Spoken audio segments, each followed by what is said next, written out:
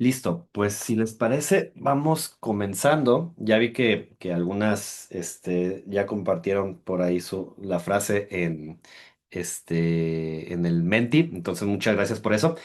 Y bueno, antes de leerlas, pues otra vez, muchas gracias por conectarse el día de hoy. Ya es esta la cuarta sesión, entonces ya llevamos un buen rato por acá. Y pues muchas gracias por la constancia de seguirse conectando. Hoy vamos a hablar de vivienda y pues decía hace rato que tenemos mucho que hablar al respecto. Una porque en términos de volumen, literal, de hojas. Este capítulo es el más largo de todo el libro. Y dos, además creo que pues es también como el donde más movimiento ha habido.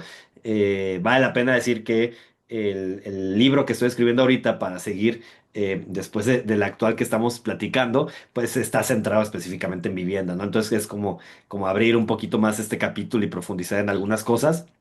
Entonces, incluso a mí me interesa mucho que vayamos a conversar entre todas el día de hoy. Entonces, pues nada, otra vez muchas gracias por conectarse. Muchas gracias a Jimena que me está apoyando nuevamente en todo el tema logístico por acá. Y pues miren, a ver, les leo lo que compartieron ahorita en el link que no sé si alguien que se unió no le salga el historial del chat. Si es acaso, si acaso así es, lo vuelvo a copiar y pegar en el chat el, el mensajito. Y miren, acá lo que estaban compartiendo eh, era que el peligro de mercantilizar un derecho es una frase, digamos, que después de haber quedado. El alquiler de vivienda es también una relación de poder y dominación entre quienes necesitan un lugar para vivir y quienes tienen una vivienda que no habitan. Que están haciendo mal las ciudades y sociedades, que las personas que trabajan en ellas no pueden vivir en ellas. En una sociedad capitalista con baja intervención del Estado como la mexicana, el acceso a vivienda se encuentra casi completamente mercantilizado. El alquiler de vivienda, es la misma que, miren, coincidieron dos personas en la misma cita. Y alguien puso que le salió la lagrimita con la parte que dice, luchar contra el gran despojo es una de las tareas más urgentes de nuestros tiempos. La lucha por la vivienda será una de las más críticas de nuestra generación. Y pues sí, seguramente por eso aquí estamos y por eso están pasando tantas cosas ahorita con el tema de vivienda. Muy bien, pues bueno, si les parece, hagamos lo mismo que hemos hecho otras veces. Me paso directo a la presentación que preparé para el día de hoy. Eh, Trato de que no duremos tanto con eso. Y pues si somos más o menos el número que estamos ahorita, 20 personas. La otra vez creo que empezamos como 20 y al final en algún punto hubo como 30. Pues vemos cómo le hacemos con los grupos. Traigo ahí un par de cuatro preguntas que podemos ir platicando. O que incluso si somos poquitas, pues a lo mejor las podemos ir poniendo las preguntas aquí en colectivo, sin irnos a los grupos y luego volver, y pues las vamos platicando todas con la salvedad de buscar que todas hablen, que eso es un poco lo que se espera con los grupos, y a veces es difícil cuando estamos en el pleno muchas personas, pero lo podemos intentar, si les parece. Entonces, bueno, dicho eso, pongo acá, les muevo a ustedes acá. Pongo en mi pantalla de aquí la presentación y, y comparto mi escritorio 2. Ahí está, muy bien. Ya ven la presentación, ¿verdad? Perfecto, muy bien. Ahora nomás siempre se va el chat. Déjenlo abro acá. Aquí está el chat y participantes. Aquí está, muy bien. Bueno, esto es algo que ya de alguna manera estaba, eh, digamos, mucho de este material ya lo tenía preparado y incluso hay cosas que dado que ya están preparadas, ya tengo datos más recientes y tal vez no los actualicé, pero en caso que vayan saliendo, les voy diciendo y les cuento como cómo se han movido esos datos, ¿no? Pero pues básicamente, ahí está la frase corta ya, eso ignórenlo. Entonces, pues esto, vamos a hablar del capítulo 5 que es los jóvenes prefieren no tener viviendas. Y miren, básicamente el contenido tiene diferentes subtítulos, ahorita vamos a ver cada subtítulo, pero básicamente es esto, ¿no? Es el tema de las narrativas, como siempre, el tema de ver como los datos reales que contrastan con esas narrativas o con esos mitos. La tercera parte es como ver causas que están detrás de la problemática, en este caso la crisis de vivienda, y al final pues como qué podemos hacer con esto, ¿no?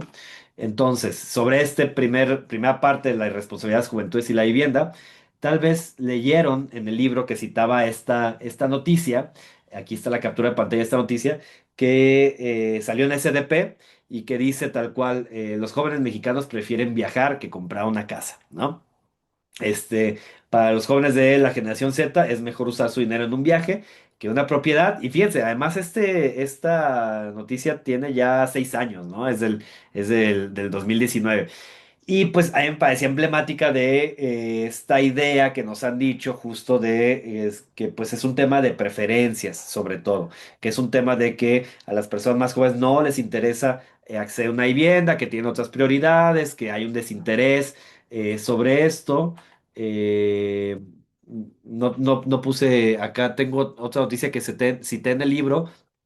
Hay un tipo que ustedes tendrán más fresco el nombre, inversionista inmobiliario australiano, que es, al parecer, en aquel momento yo encontré que era como el origen de este mito de que el problema era que los jóvenes de Australia, en este caso, fíjense cómo es una narrativa global, los jóvenes de Australia preferían gastar en cafés de Starbucks y en avocado toast en lugar de ahorrar para comprar una vivienda, ¿no?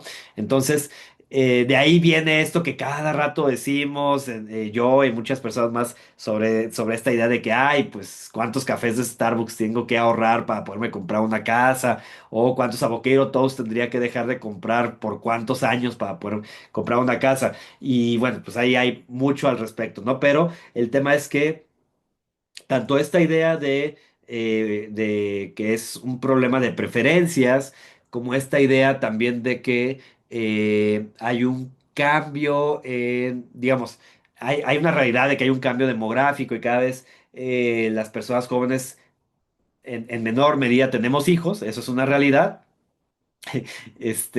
Pero más allá de esa realidad, pues al final de cuentas, eso no significa que estemos buscando viviendas, o digamos que estamos buscando cohabitar una vivienda, que es esto del co-living que le llaman, o vivir en departamentos de 30 metros cuadrados, solo porque no tenemos hijas, hijos, hijes, ¿no? Que es también parte de las narrativas que de alguna manera se están moviendo.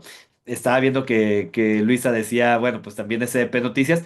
Pues sí, también, pero el punto es, en todos lados está esto. O sea, este tipo de narrativas, ustedes vieron en el libro, pues hay en muchos lugares donde las comparten y al final de cuentas sí hay muchas personas que realmente las creen, ¿no? Entonces creo que desde ahí vale la pena ser críticos con eso. No me voy a centrar mucho más en esta parte digamos, del texto. Ya leyeron ustedes esta propuesta de ver el tema de vivienda como una lucha de clases. Y fíjense, muchos amigos, amigas, trabajan este tema desde hace tiempo, desde el lado más, con un enfoque urbanístico, con un enfoque de arquitectura y arquitectura social y demás, que me parece muy interesante. Pero creo que algo que faltaba en el análisis de vivienda, o que no era hegemónico al menos, o no había con tanta frecuencia el análisis desde un enfoque pues más tanto económico, pero sobre todo más sociológico, diría, ¿no? Y aquí me está saliendo el sociólogo que llevo dentro, pero creo que faltaba esa crítica más desde este punto de vista, ¿no? Y en realidad hay muchos textos que lo ven desde ahí, pero a veces dándole un enfoque más urbanista, más de geografía y demás, y creo que pues al final de cuentas el tema es que esta es una lucha de clases, ¿no? Ahorita voy a profundizar un poquito más en esta idea del gran despojo que vieron en el capítulo. Este, Espero que no se oiga muy fuerte mis perritos que están ladrando. Pero bueno, un poco desde esa propuesta de gran despojo es que es la idea de verlo como un tema de conflicto de clases, ¿no? Y bueno, pues obviamente estas narrativas lo que buscan es que pues no haya ningún tipo de protesta al respecto. Ya vi lo de Armando, sería una gran iniciativa. A ver, este segundo capítulo que, bueno, apartado que le llamé No somos Starbucks y los viajes, bueno, ni los viajes, es el dinero que no alcanza, en realidad. Miren, hay varios datos que vieron por ahí, algunos más actualizados. Lo primero es, pues, obviamente, la realidad detrás de este mito sobre la vivienda es que, pues, en realidad cada vez es menos accesible la vivienda y menos asequible, ¿no? En ese sentido, pues, cada vez es menos posible que se pueda acceder al derecho a la vivienda. Y desde aquí vale la pena comenzar también, ¿no? Diciendo que aunque la vivienda es un bien que se comercializa, es una mercancía, digamos, que está comercializada en ciertos mercados, pues al mismo tiempo en realidad es un derecho, ¿no? Y al igual que con el tema de la salud y al igual con el tema de la educación, pues bueno, en este sistema capitalista permitimos que haya esta parte mercantilizada para el acceso a este derecho, en este caso la vivienda o como decía, no sé, salud privada, educación privada, pero tendría que haber un componente importante de vivienda pública, como hay educación pública o como hay salud pública, que de alguna manera garantizara ese derecho al menos para todas las personas, ¿no? Y eso es algo que se está empezando a discutir, pero hace 3 años nadie lo discutía en términos de políticas públicas en México. Obviamente en la academia y en movimientos sociales sí se discute. Y a ver, un par de pasitos atrás, que me parece algo muy importante decir. Me acuerdo una crítica que hacía una compañera en un proyecto que tenemos con distintos colegas de otras universidades en distintos países, sobre el tema de financiarización de la vivienda, y que ella siempre decía, decimos actualmente que hay una crisis de vivienda, pero la crisis de vivienda ya estaba ahí, ¿no? Y sobre todo la crisis de vivienda para las personas de más escasos recursos, que a lo mejor de alguna manera la válvula de escape en países como México era todo este tema de la vivienda no regularizada, este, pero que en asentamientos informales, que le llaman, cualquier acepción que le quieran utilizar, pero que vivían con rezagos muy, muy altos, ¿no? Muy amplios, y eso me parece muy importante decirlo. Digamos, esa crisis ya estaba y tal vez no era una crisis que llegara a los medios de comunicación o a manifestaciones en el centro de la Ciudad de México o en el centro de la Ciudad de Guadalajara, pues porque eran poblaciones mucho más marginadas, mucho más dispersas territorialmente, ¿no? Y eso es algo importante de tener claro. Para mí, este mapa de alguna manera lo ejemplifica muy claramente. O sea, vean cómo hay buenas partes del país donde el déficit habitacional, el rezago habitacional, perdón, es muy, muy alto, ¿no? O sea, fíjense todos los municipios que están con azul, donde más no me acuerdo dónde era exactamente el corte, pero supongamos el 75% de la vivienda tiene rezago habitacional, ¿no? Hay todo una literatura donde se pelean qué es rezago habitacional, así como hay literatura que se pelea sobre la medición de la pobreza, pues la hay del rezago habitacional. Fíjense simplemente esos dos datos. Para la Conavi, con datos de 2020, o sea, ya tiene rato, el 25% de la vivienda estaba en rezago habitacional, es decir, una de cada cuatro viviendas a nivel nacional, lo cual es fuertísimo.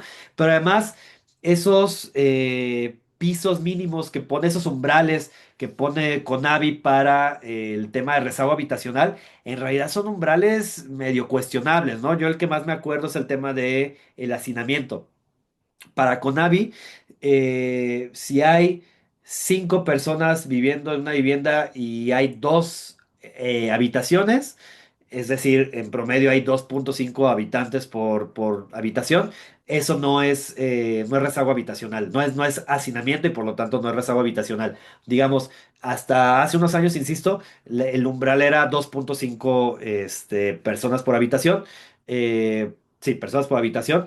La OCDE, por ejemplo, tenía umbrales un poquito más exigentes. Me parece que el umbral era 2 personas por habitación, pero además hacía como una cosa más compleja de que si eran hijos, hijas, pero eran de distinto género, tenían que estar en distintos cuartos, no sé, algo como mucho más complejo y era medio difícil calcular ese dato de la OCDE que a mí me tocó calcularlo para una consultoría con el Banco Mundial en 2021, pero digamos, el punto al que quiero ir es que según ciertas perspectivas, pues incluso un tercio de las viviendas a nivel nacional, ya no solo en municipios con alta marginación, a nivel nacional, un tercio de las viviendas están con rezago habitacional, ¿no? Entonces, ese, esa crisis, insisto, es algo que ya estaba, es algo que no se dice mucho, que de repente a veces se pierde en la narrativa de las luchas actuales de vivienda, pero que también hay que tenerlo como muy claro que estaba ahí, ¿no? Este, bueno, ahí está el rezago habitacional por deciles. Creo que esta gráfica ya no quedó en el libro, pero bueno, ahí hay algunos datos por si luego le quieren echar un ojo. Otra cosa, digamos, que muestra este tema de la crisis es justo la propiedad de personas, digamos, porcentaje de personas que son propietarias de la vivienda que habitan, en el caso de que sean jefas o jefes de hogar, según como lo define el INEGI, por edades, ¿no? Y entonces ahí esa gráfica hace esto por edades, para todas las edades y ahí con su intervalo de confianza, ¿no? Eh, Esto un poco para decir, una, que es un tema que afecta principalmente a las personas jóvenes, como pueden ver. Por acá, pues es mucho más bajo el porcentaje de personas propietarias de vivienda digamos, en edades más jóvenes, y obviamente esto es algo que baja para edades más altas, pero además del tema de la edad, pues es también un tema que está claramente intersectado por la dimensión de género, ¿no? Y pues simplemente pueden ver, por ejemplo, a los 30 años, el porcentaje de jefas de hogar que son propietarias de su vivienda es casi la mitad para mujeres de lo que es para hombres, ¿no? Entonces, aun cuando es algo que afecta sobre todo a los jóvenes, pues es, sobre todo afecta, si lo quieren ver así en términos como muy, redondeados, por decirlo así, muy aproximados, pues afecta el doble a las mujeres, ¿no? Entonces, también es algo que se tiene que tener en cuenta desde ahí. Ahí hay unos datos que no están aquí, pero que les puedo compartir algunos artículos que saqué sobre eso recientemente, donde se ve cómo ha cambiado el tema de personas propietarias, personas que rentan su vivienda y demás, por edades, por deciles, por género y no me acuerdo qué más, tanto en Ciudad de México como a nivel nacional, comparando las primeras ENIG que hay, porque esto viene de los datos de la ENIG, o sea, comparando 1992, me parece que es el primer dato que agarré, frente a 2022, ¿no? Entonces ahí el tema de cómo ha ido disminuyendo el porcentaje de personas propietarias de su vivienda es brutal, ¿no? Y en los jóvenes casi que se ha duplicado el problema también en los últimos 30 años. Entonces también eso es algo que no alcanzó a aparecer en el libro, que lo calculé apenas, pero que está ahí. Otro tema es también, pues, cómo se distribuye esto a nivel nacional, ¿no? Y claro, es un problema que afecta sobre todo, digamos, podemos verlo de dos maneras, o afecta sobre todo a comunidades urbanas, o más bien las afecta de forma distinta entre rurales y urbanas. Y dentro de las urbanas, pues el problema digamos, se distribuye de manera muy diferente entre los distintos estados. Esto es ya con datos viejos, en realidad no lo he vuelto a actualizar y espero actualizarlo pronto, y así salió en el libro. Esos son datos de 2018, que de hecho es una gráfica que apareció en un informe que hicimos junto con Habitat International Coalition. Pero pues es básicamente los estados, de acuerdo con digamos, el porcentaje que representa el costo del alquiler sobre sus ingresos totales. Eso es el eje horizontal. Y en el eje vertical es qué porcentaje los hogares pagan alquiler, ¿no? Entonces, para ver, digamos, quienes estén más arriba a la derecha, pues serán los estados que están mal en ambas dimensiones. Digamos que hay muchos hogares pagando alquiler y además que pagan un alquiler muy caro respecto a sus ingresos. Y pues claramente ahí quien destaca es la Ciudad de México, ¿no? Es donde tiene el problema mucho mayor. Insisto, datos de 2018. Habrá que ver cómo se ha modificado eso para 2024 en algunos estados.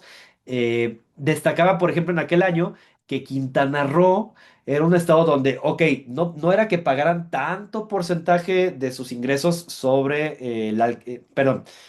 que el alquiler representaba sobre sus ingresos, no era tan alto el porcentaje, en promedio era por ahí, ¿qué es esto? Como el 16%. No es altísimo, tampoco es bajo en realidad, es más o menos como el promedio nacional. Pero fíjense cómo allá para 2018 el porcentaje era el estado donde había un mayor porcentaje de personas alquilando en Quintana Roo. O sea, era incluso superior que la Ciudad de México. Y después de Quintana Roo, pues estaban casi en la misma, en el mismo porcentaje Jalisco y la Ciudad de México. Un poquito abajo Baja California.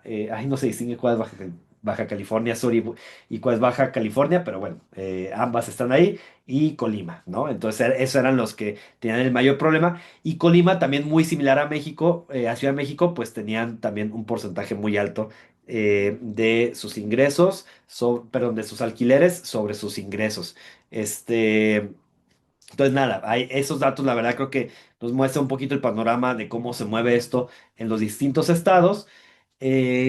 Y muy rápido, esta es lo mismo que estamos diciendo en el eje horizontal, cuál es el porcentaje del alquiler respecto a los ingresos totales, pero el cambio entre 2018 y 2020, con el contexto de la pandemia, solo para según yo, sí, es solo para la Ciudad de México, aquí ya vi, este es para la Ciudad de México. Entonces, fíjense, pues los hogares más pobres que pagan alquiler en la Ciudad de México, en 2020 pagan 50% de sus ingresos en alquiler, ¿no?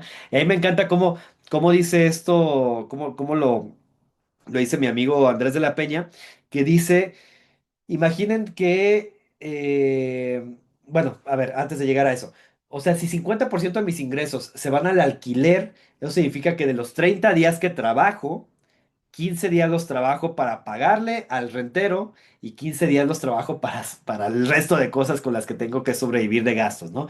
De ese tamaño es la problemática digamos, del porcentaje que ocupa sobre tus ingresos el pago del alquiler, ¿no? Y decía ahorita que lo que dice mi colega Andrés de la Peña es que imaginen por un momento que esto fuera, no sé, el porfiriato y que la persona a la que le pagas, la persona rentera, tu rentero, digamos, la persona a la que le pagas el alquiler, es al mismo tiempo la persona este, que, que te emplea, es tu empleador, ¿no? Entonces, dice, eso es casi como si fuera una tienda de raya, por eso hace la referencia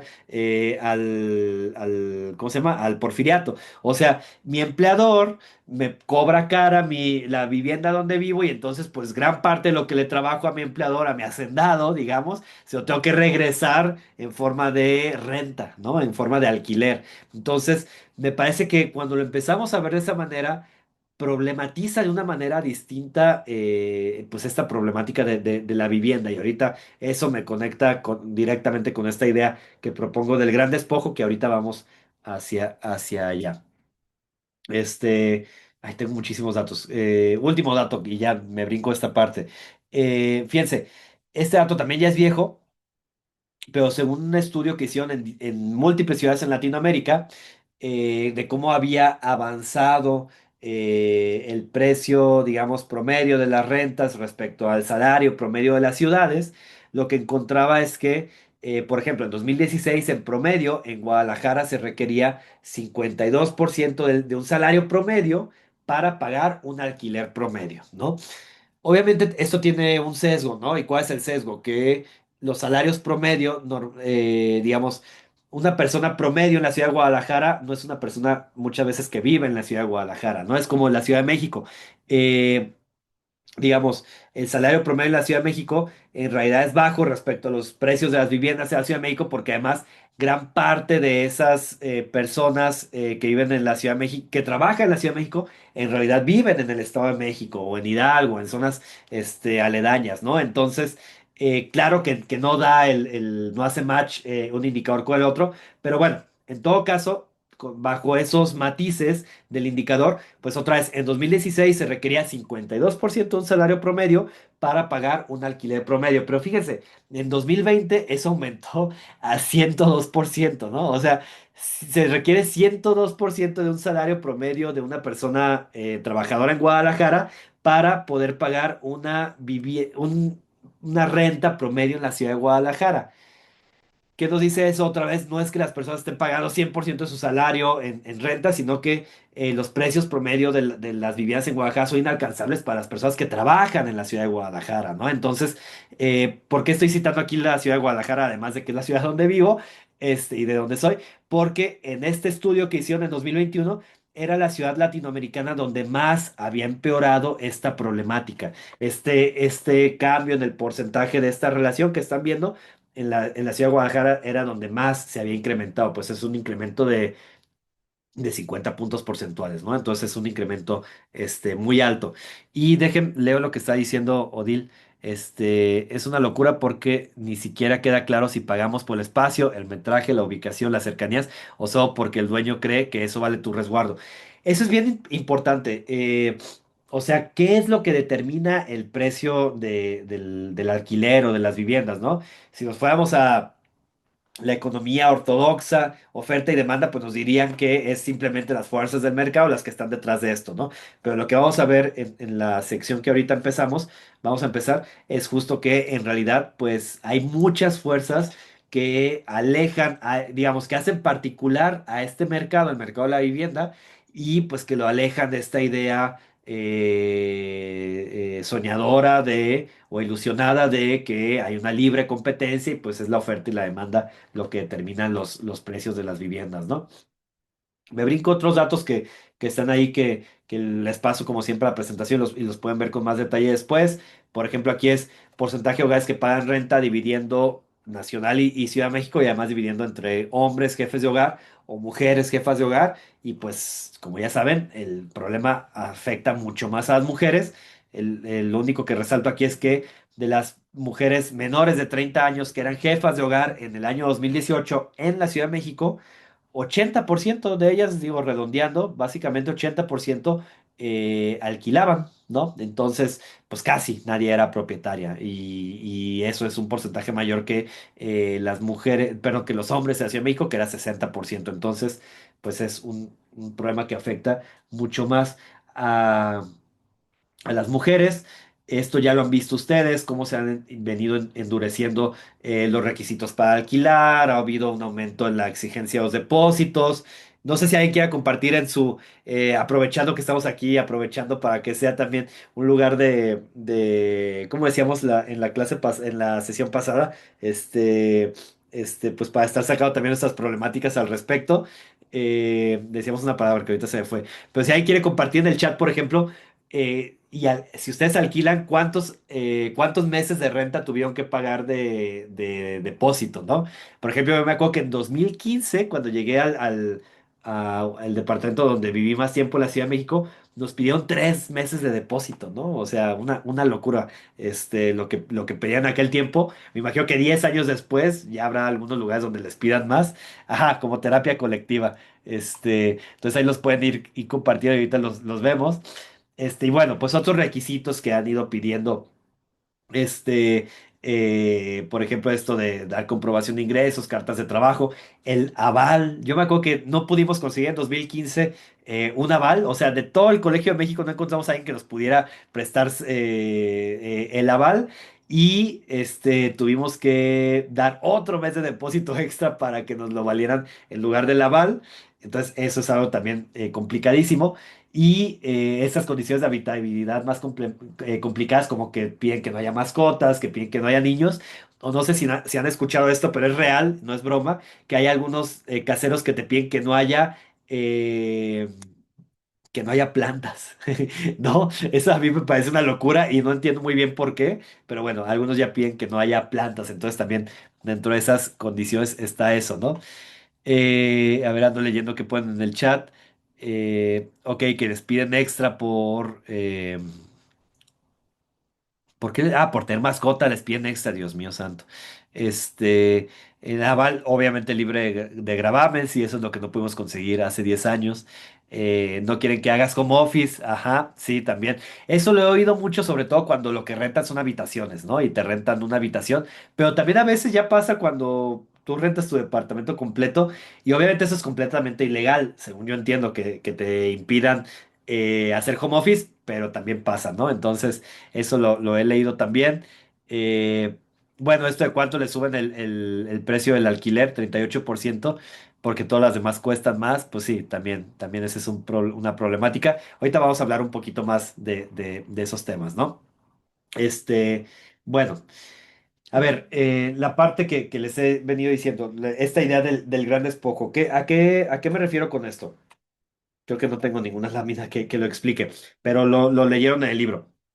La idea es, este ya decía, hay un conflicto de clases en términos de, digamos, quiénes son los renteros al final de cuentas desde una visión de política, de economía política clásica, de los liberales tipo Adam Smith, David Rico y todo eso, hay una clase rentera, ¿no? Tal cual, es una clase social incluso, la rentera, la burguesa y el proletariado, ¿no? Entonces, hay una clase rentera. Y el tema es que esa clase rentera, digamos, ¿de qué vive? De las rentas, ¿no? Por más que parezca obvio. Pero fíjense cómo el tema es que para que esa clase rentera tenga, si lo quieren ver así, demanda sobre sus viviendas que ponen en renta, sobre el suelo que ponen en renta, se necesita que haya al mismo tiempo una clase desposeída de vivienda, ¿no? Eso es fundamental, porque si no hay una clase desposeída de vivienda, pues de nada serviría que tuvieras 5 viviendas extras porque no habría quien te las rente.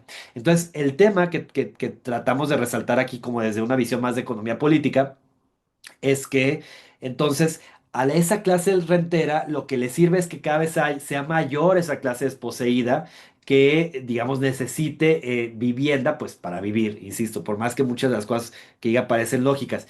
Y el tema es que, además, mientras, digamos, como la crítica aquí es que, y a eso se refiere la idea del gran despojo, es que, digamos, conforme pasa el tiempo, esta clase desposeída de vivienda, en la medida en que tiene que pagar un gran porcentaje de sus ingresos en alquiler, cada vez le es más difícil o imposible acceder a comprar una vivienda y dejar de ser desposeída. Entonces, esa transferencia que hace continua de sus ingresos a la clase rentera, digamos, cada vez se va a hacer mayor, por un lado, porque cada vez va a haber un mayor número de personas desposeídas de vivienda y además, en la medida en que van aumentando los precios de las viviendas sobre digamos, en relación con los ingresos, pues también eso va a hacer que la transferencia que va de la clase desposeída a la clase rentera sea mayor. Eso al mismo tiempo hace que lo que recibe la clase de rentera sea un mayor ingreso, digamos, conforme pasa el tiempo y eso asegura que puedan hacerse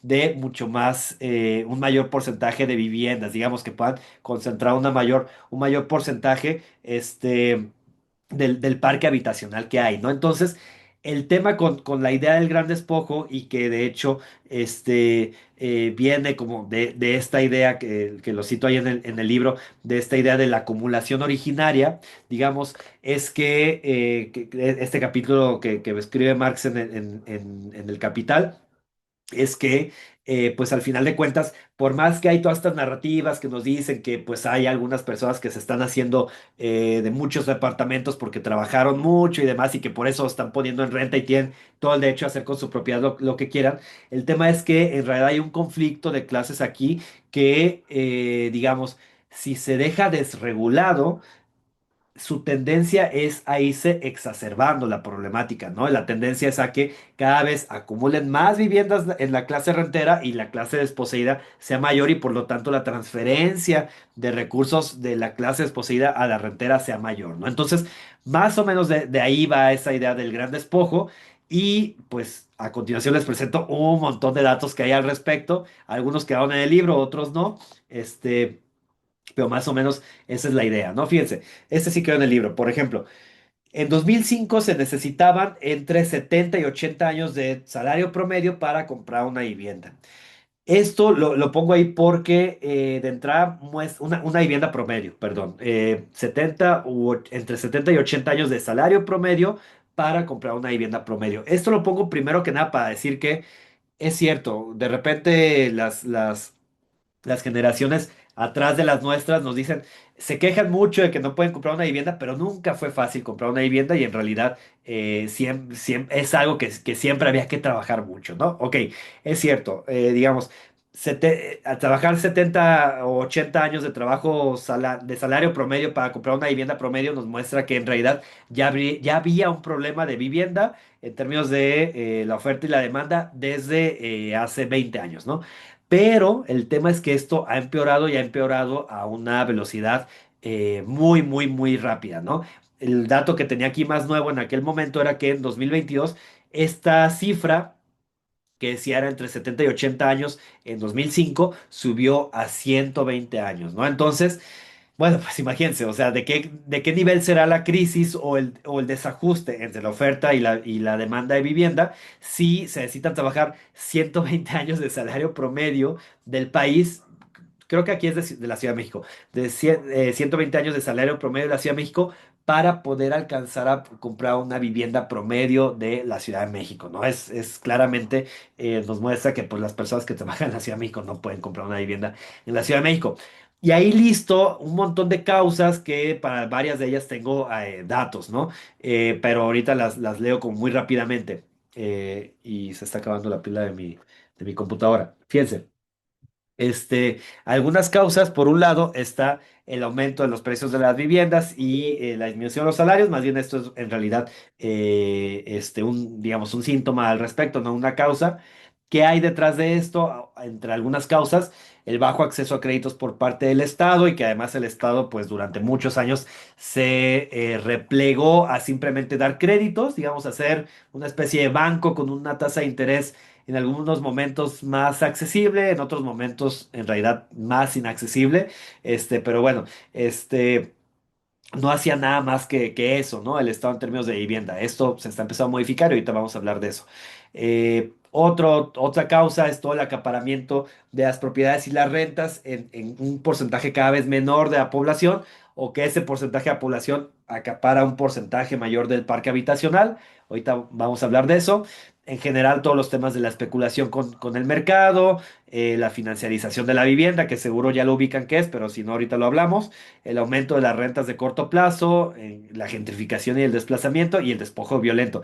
Fíjense cómo eh, esta centralidad que le hemos dado, pues desde movimientos sociales, pero desde los medios de comunicación y demás al tema de la gentrificación, en realidad es uno de múltiples causas que están afectando o detrás de esta crisis de vivienda, ¿no?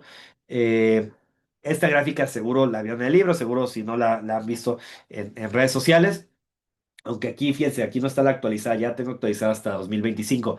Pero bueno, pues básicamente nos muestra justo cómo se mueven de manera dispar los salarios promedio, en este caso en el país, en México, mientras que la evolución de los precios pues va aumentando de una manera muy, muy acelerada, ¿no? En este caso en específico, nos mostraba la gráfica que a nivel nacional, en promedio, antes de quitar la inflación, el aumento era de 100%. O sea, básicamente entre 2005 y 2022 se había duplicado el precio nominal de las viviendas en promedio. Otra vez, no es que haya unas viviendas caras, pero la mayoría sean baratas. No, el precio promedio eh, se duplicó en 17 años, básicamente, ¿no? Cuando le quitamos la inflación, de todos modos el aumento es 44% hasta 2022. De todos modos es un aumento muy, muy alto, ¿no? Decir que está 44% por encima de la inflación es muchísimo y bueno, al mismo tiempo, hasta este punto el salario promedio había caído 24%, ¿no? En lugar de aumentar, el salario promedio en realidad había disminuido otra vez luego de quitar la inflación, ¿no? No nos olvidemos de esa parte. Esto es real para la Ciudad de México, pero también lo es para la zona metropolitana de la Ciudad de México. Perdón, es real para a nivel nacional, pero también para la Ciudad de México y su zona metropolitana, también para Guadalajara. Y no están aquí, se me olvidó ponerlas, pero pues hace poquito publiqué en redes sociales las otras ciudades para las que hay datos, ¿no? Por ahí está Puebla, está Tijuana, León, Monterrey, no me acuerdo qué otras se me está yendo, pero alguna otra también hay para las que se puede calcular. Y en todas, más o menos, es la misma historia. De hecho, en las que peores resultados se ve es en Tijuana. Curiosamente, o no tan curiosamente, donde peor se han movido estas cifras es para la ciudad de Tijuana, ¿no? Les puedo pasar esos datos también ahí en el Telegram. Y bueno, está por un lado justo cómo se han movido estos precios, por otro lado, esta idea del bajo acceso al crédito. Fíjense, por ejemplo, solamente 12% de los propietarios de viviendas que había para el momento del censo de 2020 habían adquirido su... Ah, no, con la ENIC. Seguro esta es la ENIC 2020, de todos modos. 12% de los propietarios de viviendas habían adquirido su vivienda a través del Infonavit y 1% a través, mediante créditos del Fobiste, ¿no? Entonces, 13% es mediante créditos del Estado, básicamente casi, o sea, digamos que es 13%. Uno de cada ocho personas acceden a comprar su vivienda, a ser propietarios de su vivienda a través de créditos del Estado. Básicamente, esto, gracias Alejandra. Esto es muy, muy bajo. Y otra vez insistir, esto es lo único en lo que se metía el Estado hasta hace un par de años, ¿no? Básicamente hasta aquí se quedaba. Este, Esto es peor para ciertos deciles, por ejemplo. Fíjense la diferencia entre la población que está afiliada al Infonavit. 21% de la población total del país está afiliada al Infonavit. Pero de ese 21% solamente 3% están afiliados de quienes están en el decil uno, ¿no? Entonces también pensemos, no olvidemos que el Infonavit y Fobiste son programas que sobre todo llegan más a los deciles más altos y a los más bajos casi nadie. Y respondiendo a la pregunta de Odil, eh, básicamente 24% de la población compra su vivienda, pero fíjense, 45% de la población, otra vez con datos de hace 4 o 5 años, más bien se ha hecho de su vivienda a través de la construcción, ¿sí? Eso es muy importante. En México, ahí está el porcentaje de construcción. No me acuerdo si este es distinto al de autoconstrucción, que también nos permite la encuesta sacarlo, pero digamos, esa es la principal forma en cómo en el país los hogares se han hecho de sus viviendas a través de la autoconstrucción. Es básicamente eso. Sobre eso del crédito para construir, no, no tengo claro, no me acuerdo. No me acuerdo si en la NIC te permite o en el censo te permites dividir si es autoconstrucción o autoconstrucción con crédito. Según yo sí. Y según yo, era muy bajo ese porcentaje de quienes se habían construido a través de crédito al Infonavit, pero lo reviso y se los comparto. Tengo unas tablas así bien grandotas donde vienen todos esos datos. Se las puedo pasar con mucho gusto, pero bueno. Eso también nos lleva a esta idea que no sé, por ejemplo, creo que Carla Escoffier la comparte mucho, de cómo, pues en realidad en México el tema de la autoconstrucción es muy, muy importante y desde ahí que, digamos, tenemos que pensar las políticas públicas no solamente como construcción de viviendas que sean asequibles para la compra a las personas, sino también desde este lado de fomentar una autoconstrucción a través de créditos baratos o incluso créditos a fondo perdido, que hay algunos como el programa de vivienda social, que el PBS, que hacían eso hasta en el sexenio anterior o en los sexenios de Peña Nieto. Y antes, ese tipo de créditos a fondo perdido, pues son buenas formas de tratar de incentivar la autoconstrucción, pero siempre que son expertas en esto, lo que recomienda es que sea una autoconstrucción supervisada por el Estado, que el Estado pueda proveer arquitectos, ingenieros, para que de alguna manera ayuden a que esa autoconstrucción, pues, cumpla ciertos requerimientos que, pues, al final de cuentas, son importantes, por ejemplo, en estados con alta actividad sísmica, etcétera, ¿no? Entonces, ahí hay un debate que se puede profundizar mucho, pero que vale mucho la pena. Pero bueno, al final de cuentas, aquí cerrar esta parte diciendo que, pues, el Estado hasta hace poco tiempo a lo único que se limitaba era dar créditos y además daba créditos sobre todo a poblaciones de estratos medios y estratos altos y a los estratos bajos, pues ni siquiera eso les llegaba. Ah, aquí está la tabla que les decía. Eh, eh, eh, eh, eh, Aquí está. Seguro hay otra fila que se me está yendo acá arriba, pero recursos propios, este, no sé si se refiere a que construyó con recursos propios o compró con recursos propios o ambas. Lo reviso y se los digo. Pero bueno, esta es la mayor parte de la población, pues es con recursos propios con lo que se hace de su vivienda. Solo falta checar ese dato. Y miren, 6% vi que algo están diciendo acá de las herencias. 6% de las viviendas se heredaron en el país. No es poco, pero en realidad no es mucho tampoco. Entonces, pues un poco para entender ahí cómo se reparte esto. Otra cosa, lo que les decía, el acaparamiento. ¿Quién se queda con las rentas por alquiler? Este dato a mí me parece muy importante porque es, de hecho, con lo que nos empezamos a meter, por eso el meme se ve muy viejo, con lo que nos empezamos a meter al tema de vivienda, con darle este enfoque de desigualdad al final de cuentas. Fíjense en las barras azules que están acá en la gráfica, las barras azules muestran quienes reciben ingresos por rentas de alquiler de una vivienda, ¿sí? O sea, básicamente quienes son renteros, ¿no? O sea, quienes están recibiendo ingresos porque alguien les paga una renta. Y fíjense cómo en el 80% más pobre, digamos, del decil 1 hasta el decil 8 acá, pues básicamente nadie recibe ingresos por alquiler de una vivienda, y eso es obvio, ¿no? Pues si tú estás poniendo en renta una vivienda, normalmente no vives en pobreza, por más que de repente el lobby de Airbnb en contra de las regulaciones nos quiera decir que sí, que hay personas casi en pobreza extrema que tienen rentadas sus viviendas en Airbnb.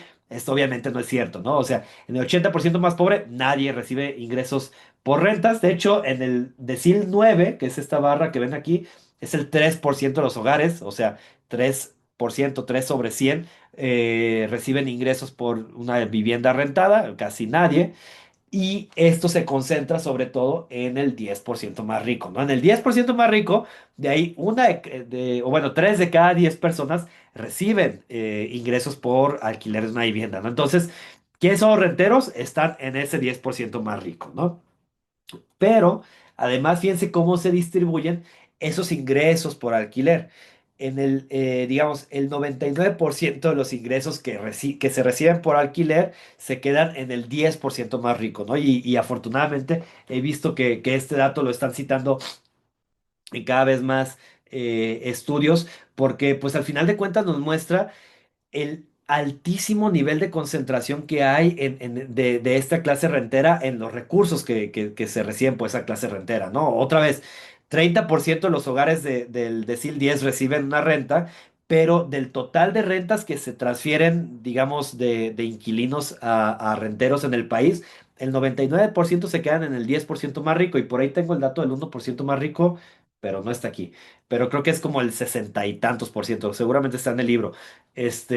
Pero bueno, al final de cuentas, el tema es que es una súper ultra concentración de los ingresos por alquiler. Entonces, otra vez, por eso es que lo tenemos que ver desde un enfoque de desigualdades, desde un enfoque de conflicto de clases, ¿no? O sea, es sobre todo una clase, pues alta, la que está haciendo todo este desmadre que estamos viviendo ahorita.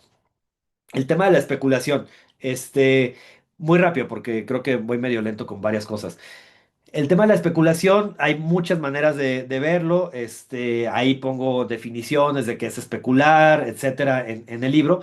Pero a mí la forma más fácil que me parece de mostrarlo es justo esto que sucedió durante la pandemia. Y es que en la pandemia, quienes viven en la Ciudad de México, pero también quienes estamos en la Ciudad de Guadalajara, yo en aquel tiempo estaba en la Ciudad de México, pero bueno, quienes viven en Guadalajara, en otras ciudades grandes, seguramente vieron cómo se llenaban y se llenaban las colonias de estos letreros de se renta, se vende y demás, al mismo tiempo que aumentaba el porcentaje de personas que tenían que estar abandonando las viviendas en las que rentaban, o algunas tal vez incluso que estaban pagando con hipotecas, porque pues habían perdido su empleo, porque habían bajado sus ingresos y no estaban pudiendo pagar, ¿no? Pero entonces, fíjense, otra vez. ¿Qué nos diría digamos, la idea ortodoxa del mercado libre, del autoajuste o el equilibrio entre la oferta y la demanda? Pues nos diría que si bajan los ingresos de los hogares, baja la demanda por departamentos en renta, y cuando baja la demanda en un mercado que se supondría que tiene que pasar, pues que tendría que bajar el precio, ¿no? De alguna manera.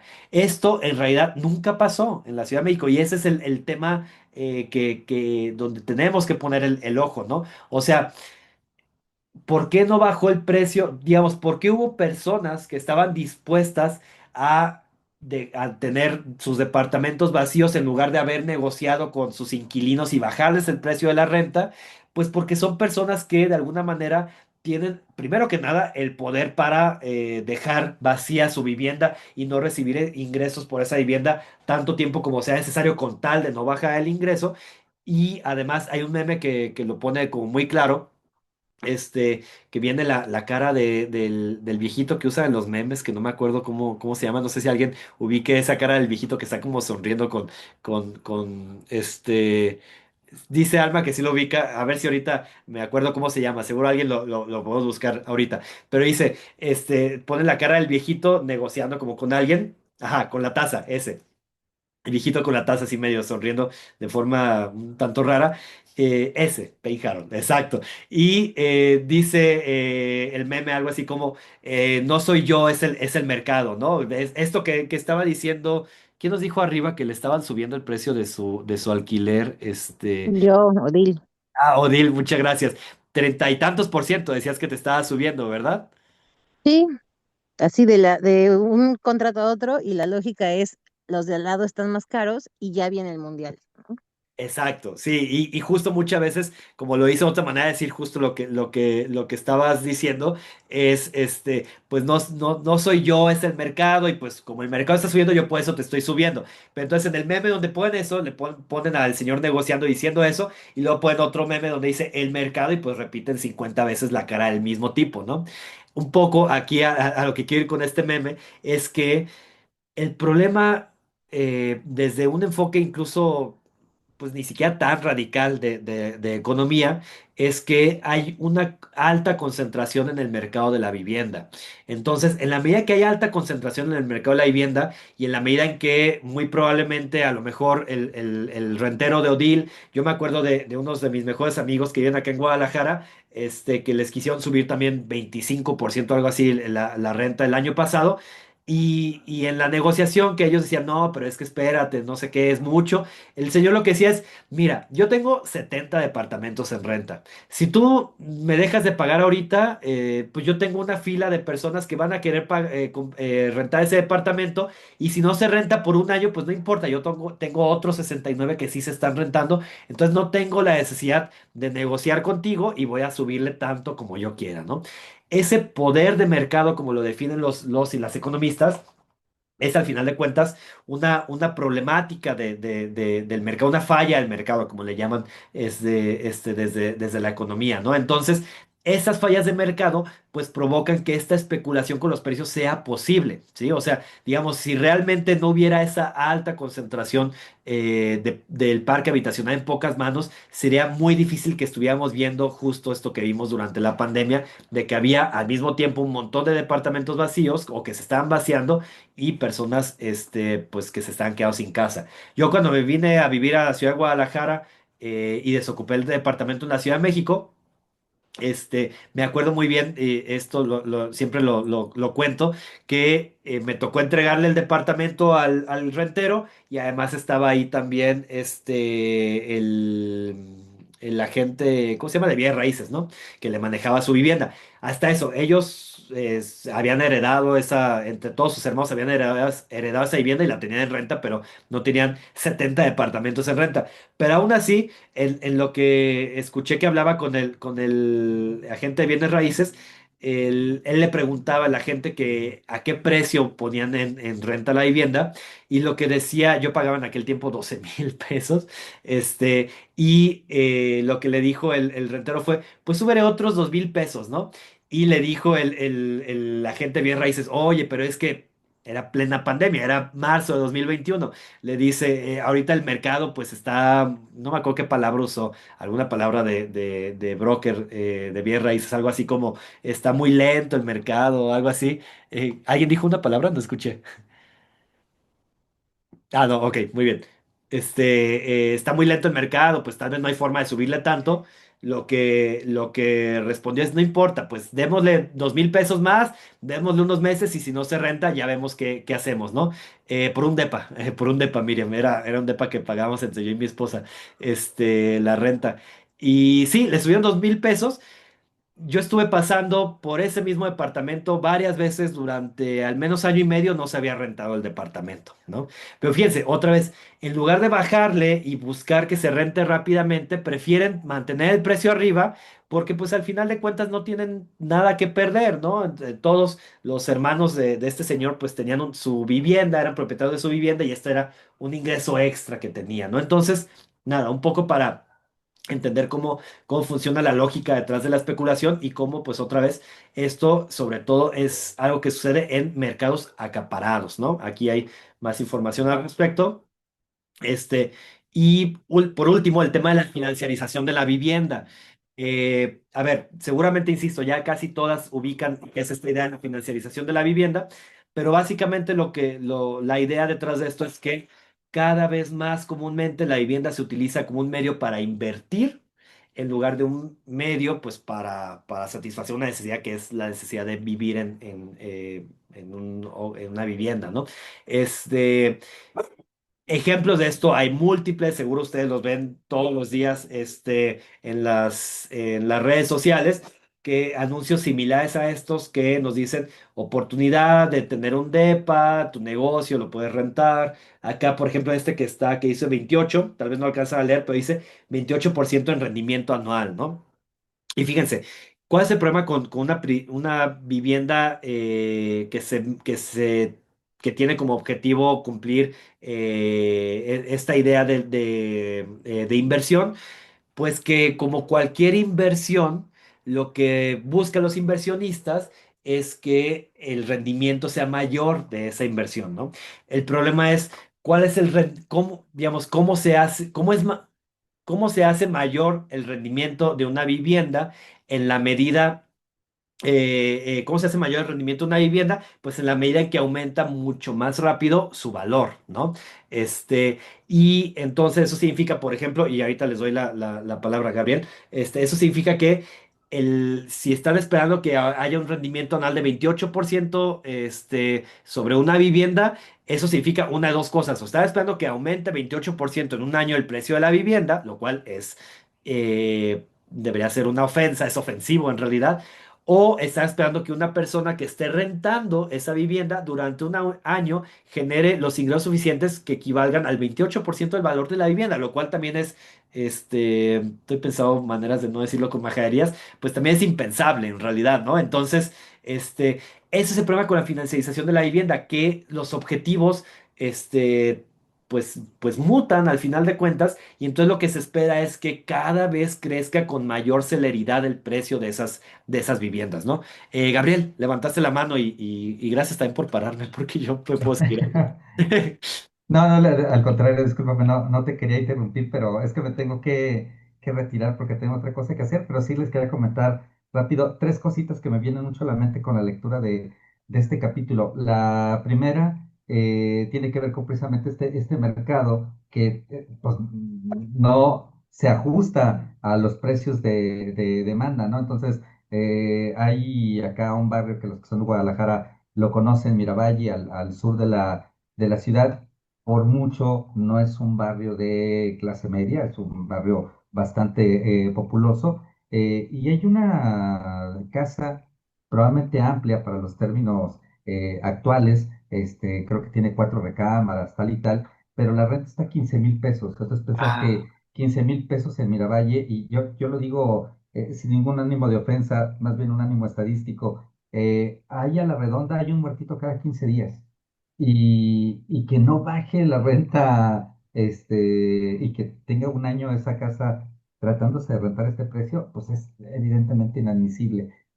Segunda cuestión, incluso la gente que tiene el poder de compra de estos carísimos departamentos, me lo decía un estudiante el otro día, se está viendo frustrado porque dicen, es que ni siquiera nosotros somos el público de esos departamentos. Y claro. me decía un cuate, dice, yo me acerqué, mi papá y yo fuimos, nos acercamos porque ya estamos viendo la vivienda para mí, su hijo, y la oferta que nos dieron, una oferta como inversionista, nos dijeron, no, tú métele lana, te vamos a devolver tu dinero con rendimiento y ese es el trato con ustedes. Y entonces él decía, es que, profe, sí es cierto lo que tú me dices, no es para nosotros esa vivienda, porque él llevaba como 2 semanas macachacándoles de que no estaban construyendo vivienda para nosotros. Yo les decía, pues sí, yo me quedé con la idea de que, ah, claro que sí, yo sí la puedo comprar. Dice, pero tampoco a mí me la quieren vender, o sea, me quieren como inversionista en la preventa, construir su departamento y vendérselo a alguien más, mucho más caro de lo que me venderían a mí, ¿no? Entonces, a mí eso me sorprendió un montón. Y tercero, ahorita con las inundaciones acá en Guadalajara, estamos viendo este fenómeno, ¿no? Como en el sur de la ciudad hay un montón de gente que ya ve inviable vivir en estos lugares porque se inundan, porque se llenó de tráfico, por un montón de razones, y pues no se van porque, pues no es porque les guste vivir en donde antes era un río, o una presa o lo que sea, pues es que no pueden moverse a ningún otro lado porque las rentas están imposibles, ¿no? Entonces dicen como que, pues es que yo me quiero mover, pero si una casita me la van a dar 12,000 pesos, pues yo no, y que es más o menos lo que yo tengo de ingreso en un mes, pues evidentemente no. Entonces, incluso en todos los estratos, pues la lógica del mercado inmobiliario, parece que está acabando con todos y está pensando en inversionistas que quién sabe quiénes carajo sean, ¿no? Que me refiero a que sí sabemos quiénes son, pero que Claro. pues, no son personas con las que vamos a ver en algún momento en la calle viviendo ahí, tal y tal. Pues, seguramente gente de otro país haciendo negocios a través de un broker, su portafolio, que sabe que parte de su portafolio está en vivienda en México, ¿no? Entonces, bueno, nada más quería compartirles eso que me puso a pensar mucho el capítulo de tu libro, Max, y pues me disculpo porque me tengo que salir corriendo. De verdad, No muchísimas te gracias. preocupes, muchas gracias, Gabriel, muchas gracias. Un gusto. Bye. Y siguiendo un poquito con lo que estás diciendo, y también para las demás, para la discusión que sigue, fíjense, el tema con la financiarización de la vivienda y con toda esta burbuja inmobiliaria es que también en algún momento está alcanzando sus límites y eso es bien importante entenderlo. O sea, una forma de encontrar esos límites es a ver, antes de los límites. O sea, piensen, también esto lo dice mi amigo Andrés de la Peña, piensen que el tema con la especulación de la vivienda y con esta burbuja que crece y crece y que de repente ya hay departamentos que nadie, ni siquiera muchos inversionistas pueden pagar, el tema es que, dice él, es como si fuera un juego de la papa caliente, ¿no? O sea, el problema es, sigue subiendo el precio y la cosa es para mí no es un problema, para mí inversionista no es un problema que yo compre un departamento súper sobrevaluado a 5 millones de pesos en la medida en que yo pueda deshacerme de ese departamento pronto y sacarle una buena ganancia, ¿no? En ese sentido es una papa caliente. O sea, el problema es el juego es pues lograr pasarlo, o sea, comprarlo, pasarlo y sacarle un rendimiento. El problema es a quién le va a tocar que le explote esa papa caliente, ¿no? A quién le va a tocar que le explote esa crisis y digamos en términos más como aplicados aquí sería a quién le va a tocar que ya no pueda volver a vender ese departamento con una ganancia considerable, quién le va a tocar que ya compró un departamento para rentarlo en Airbnb, no sé qué, y que ya no va a haber demanda. El problema es a quién le va a tocar eso y qué va a pasar cuando pase, digamos, qué tanto se va a desmoronar todo cuando eso pase, ¿no? Entonces, una forma de, otra vez decía, de mostrar este agotamiento de la vivienda es a través de pensar el agotamiento de esta crisis, de esta burbuja inmobiliaria, pensar en que ahora ya es cada vez menos frecuente que haya demanda suficiente para invertir en estos departamentos, ¿no? Y hay nuevas formas de financiarización de la vivienda, en la cual a mí el caso más específico, ahorita te doy la palabra Armando, el más interesante que pase al respecto es el caso de esta empresa que se llama 100 ladrillos, 99 ladrillos, ya se me olvidó. Alguien que viva en Guadalajara seguro me podrá recordar y acordarse.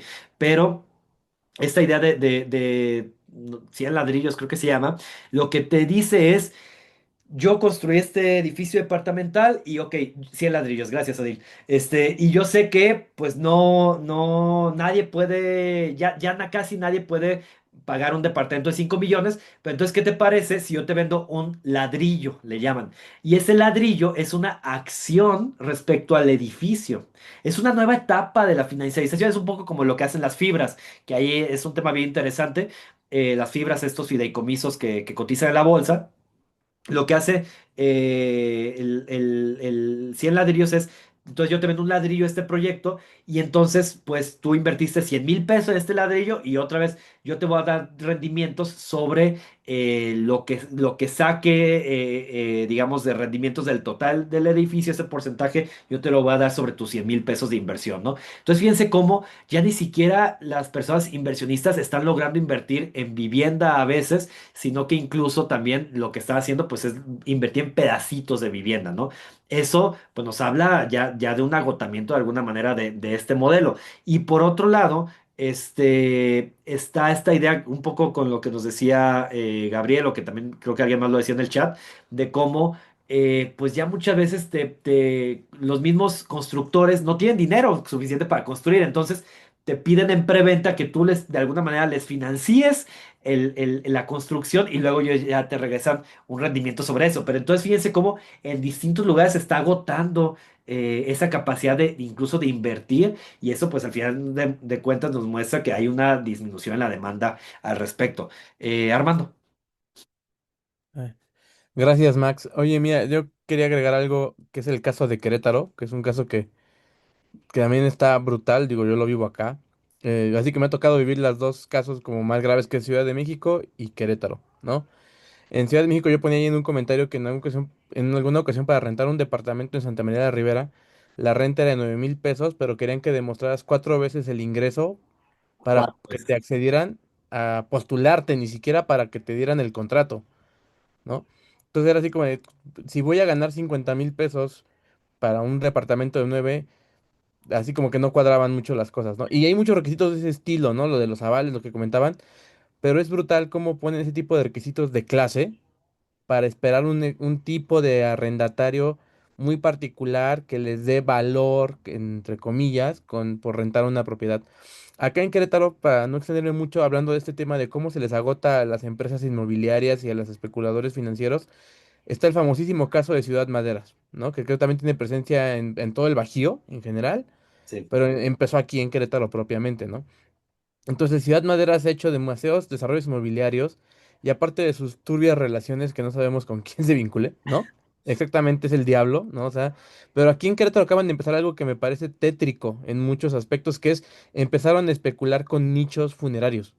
O sea, Ok. como te están ofreciendo así de, te vamos a ofrecer una oportunidad de inversión en los nichos funerarios y es como de, o sea, entiendo que especules con la vivienda, me parece absolutamente lamentable, cuestionable y mereces la guillotina, pero especular con dónde guardar una urna llega a un punto en el que francamente digo, o sea, y tiene que ver un poco con el modelo más general, o sea, aparte del tema general de la culpa es el capitalismo, o sea, la culpa específica hoy día es el capitalismo financiero que busca precisamente volver todo un problema de rentabilidad, de terciarización y de desapropiación, o sea, o más bien no es de desapropiación, sino de desposesión. Es decir, que todo lo que tienes que estar viviendo, casa, comida, sustento, entretenimiento, ocio, demás, nunca va a ser tuyo, sino que en realidad lo vas a tener que estar rentando a alguien que concentra todos esos materiales para que tú puedas tener acceso a una vida, ya no digamos digna, plena, en bienestar, y en el caso financiero es eso, ¿no? Digo, y de la vivienda, que aquí hay mucho, o sea, finalmente aquí construyen,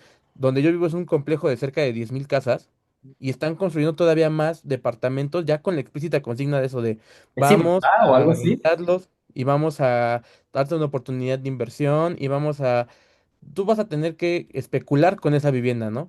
Y es brutal ese modelo y cómo margina, destruye y básicamente cancela cualquier posibilidad de acceso a una vida y una vivienda decente, ¿no? No sé si sabes dónde dices, pero sé del caso de Cibatá, por ejemplo, allá en Querétaro, que sí es una locura, la verdad es una locura. Y de hecho, Querétaro es la ciudad que se me estaba olvidando que también está en estos cálculos que ya habíamos sacado de distintas ciudades. Entonces, súper de acuerdo. A ver, de hecho, viéndola ahora un poquito, les quería proponer lo siguiente. Miren, eh, ya acá hay más cosas de financiación de la vivienda que pueden ver, hay algunos datos más que no vale la pena ver. Airbnb ya creo que es el tema más hablado ahorita, entonces no me voy a centrar tanto en Airbnb. Lo único que quería mostrar es gentrificación, despojo violento. Ay, ¿este cuál fue? Miren, ese despojo, ese desalojo parecido al que hubo ahora en República de Cuba. Bueno, lo único que quería decir es, miren, voy a mencionar así telegráficamente cuáles son algunas de las políticas que hay o propuestas que hay como para regular esto, para tratar de darle la vuelta. Y les propongo que abramos como la conversación. Traigo unas preguntas y sirven como preguntas, pues detonadoras del debate. Y lo hagamos aquí en el pleno. ¿Les parece? Que no nos vayamos a grupos. Miren. En general, mi propuesta siempre es que hay al menos dos pilares de políticas que se tienen que hacer o de acciones que tienen que hacer los estados para tratar de darle la vuelta a esta problemática de la vivienda. Un pilar es el tema de la desmercantilización del acceso a la vivienda. ¿Qué significa desmercantilizar el acceso a la vivienda? Pues que digamos, no sea solamente por el mercado la única vía por la que puedes acceder a la vivienda, ¿no? Ese es como un pilar, digamos, y de ahí que es tan importante toda esta idea de la vivienda pública, que ahorita podemos hablar un poco más. Entonces, vivienda pública, desmercantilización del acceso a vivienda, primer pilar. Y segundo pilar, pues la regulación del mercado de la vivienda, ¿no? Y ahí es una multiplicidad de políticas que se están haciendo.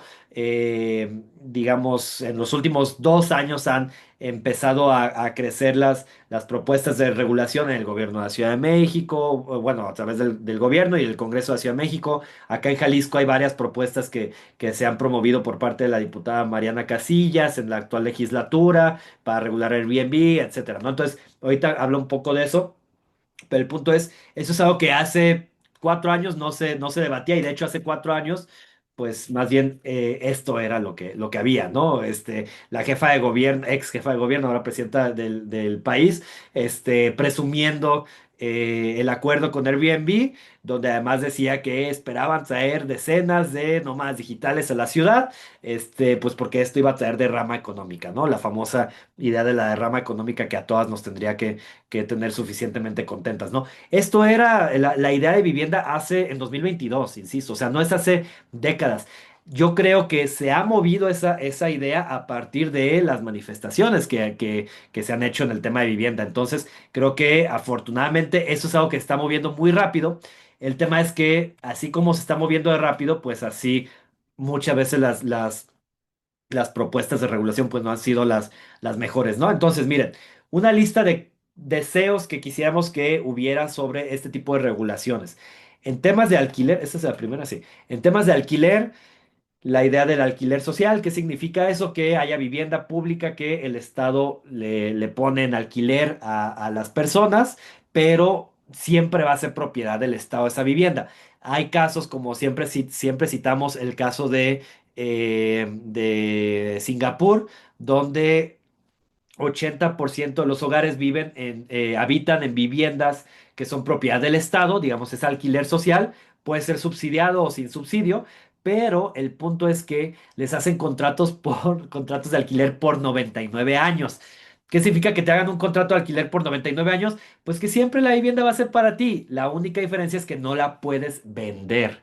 Y eso es desmercantilizar la vivienda. Y eso es algo que en las propuestas que hay actualmente en el Plan Nacional de Vivienda a nivel federal no se cuenta, porque desde que se originó esa propuesta en el último año de López Obrador, la propuesta era que por 10 años rentaras tu vivienda y después de 10 años te hicieras propietario de la vivienda. Pero fíjense cómo eso implica remercantilizar la vivienda, lo contrario a desmercantilizar, ¿no? Bueno, alquiler social. Eh, Otras propuestas hay el apoyar con parte del alquiler a los más vulnerables, sobre todo durante crisis económicas, que era algo que se pedía a Claudia Sheinbaum en 2021 y nunca lo prometió y nunca lo hizo.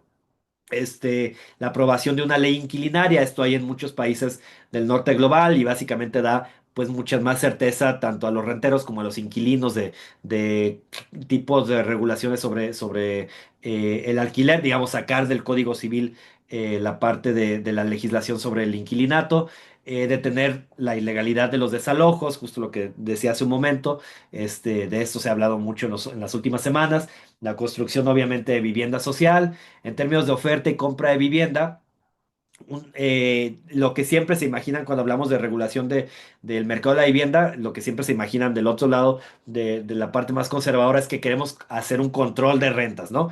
Que no estaría mal, pero pues no siempre es control de rentas lo que se propone, pero digamos es algo que sucede en muchos países, por ejemplo en Países Bajos, en algunas ciudades, tiene estos como tabuladores con rangos que dicen, pues la vivienda en esta colonia no debería pasar y con ciertas características no debería pasar de tal monto, etcétera. Es algo que sucede y que funciona en algunas ciudades.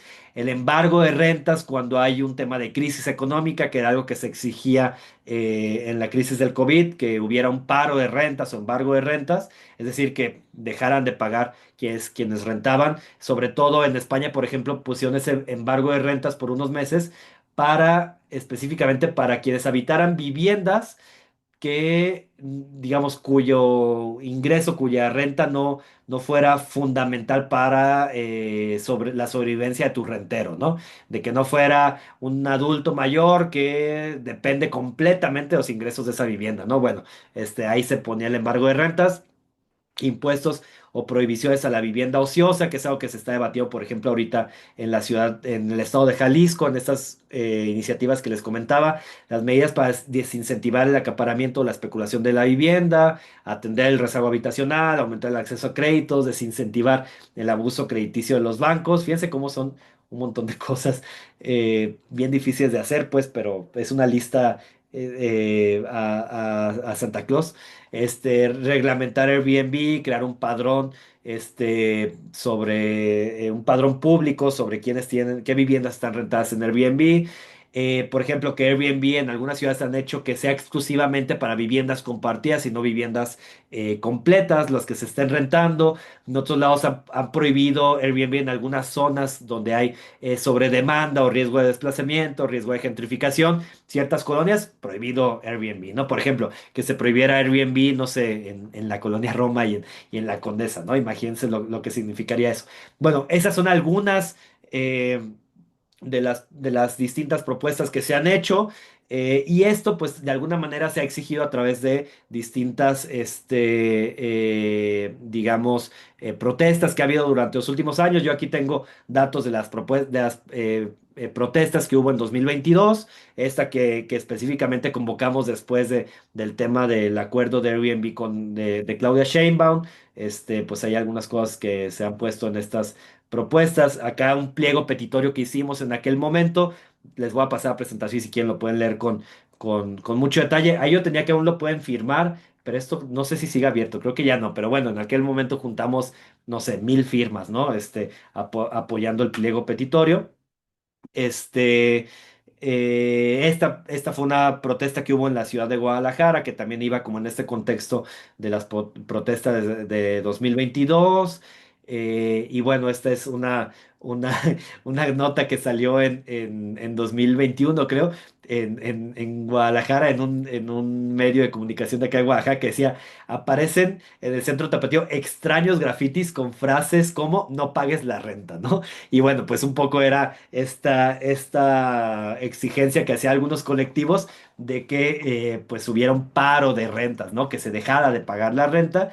Y de hecho, a partir de colaborar con esos colectivos fue que le empezamos a entrar a trabajar datos y eso en 2020, más bien, no 2021, en 2020 con los temas de vivienda. Entonces le debemos mucho entrar a esos temas a estas colegas. Nada, ahí hay más referencias, etcétera, ¿no?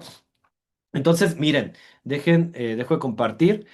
Mi propuesta, porque sé que ahora nos aventamos mucho más rato aquí con lo que les estuve mostrando, es que, miren, yo traigo unas preguntas como para dinamizar el debate, pero literal yo aquí abriría a lo que ustedes quisieran comentar ahorita.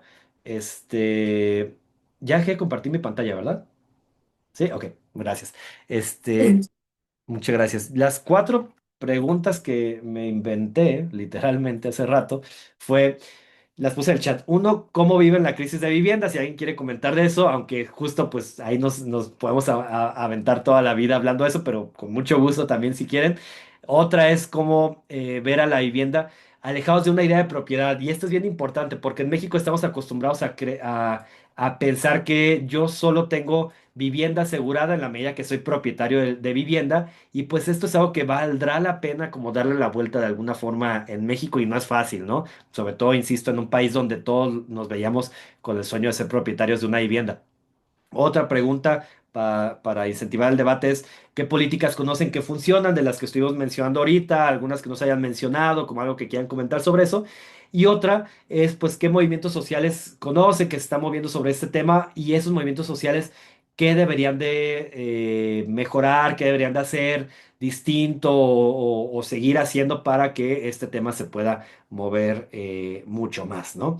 Y nada, yo ahí dejo de hablar y pues les abro para que ustedes comenten lo que quieran sobre esas preguntas, sobre lo que quieran, sobre lo que estuvimos platicando ahorita con mi presentación, lo que ustedes gusten. Quien quiera levantar la mano. Jimena, por favor. Va. Empiezo justo porque a mí